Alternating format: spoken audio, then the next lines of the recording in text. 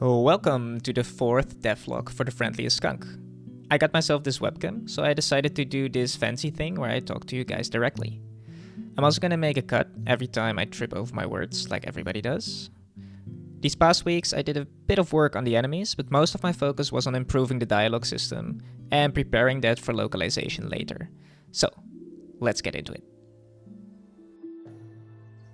This cute flying fellow is the newest addition to the roster. They fly from left to right and mostly mind their own business. If the music changes, when we pick up a pepper for example, the owls also change their movement pattern, which looks pretty neat. The owls classify as enemies, and when they smell you, you're in trouble. In contrast to the viper plants, owls don't really care how you smell. They'll prey on you all the same if you are holding the pink flower. The bees were due for some changes. How they worked before was fine for the game jam, but their behavior wasn't consistent with the other game mechanics we have. Bees will now spawn anywhere we place a hive, and they now only react to the player when they smell him rather than attack him on sight. Because everything moves with the rhythm of the music, this should be a lot more intuitive.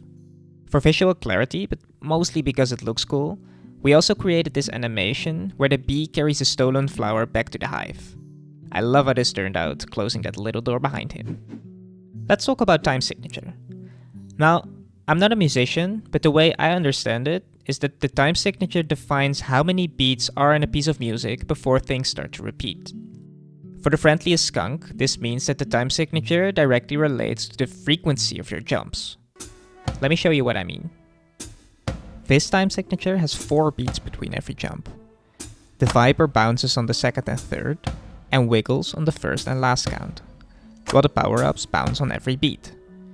We can change to a different time signature, like this one, with 3 beats, and all the movement patterns will change accordingly. Thanks to this system, we can basically design any kind of music we want and the game will simply auto-adjust. More casual, focused puzzle levels could be accompanied with slow music, while more mechanically demanding levels could choose faster music, or even more interesting, music with an irregular time pattern. The last thing I want to talk about is the dialogue system. I created a custom dialogue parser that makes it possible to display different letter formats or even animations. Currently, you can change the format by placing your text between angled brackets, and next to that formatter you can also add the name of an animation, like rainbow. There are also options to change the current speaker or to call custom functions. I'm not sure what we're gonna use that for just yet, but it won't hurt having the functionality already in place. With the redesign of the dialogue system, I also made it really simple to introduce localization. Just change the locale, which will be a setting, and the translated lines will be loaded instead. And that's all I have to talk about for this devlog.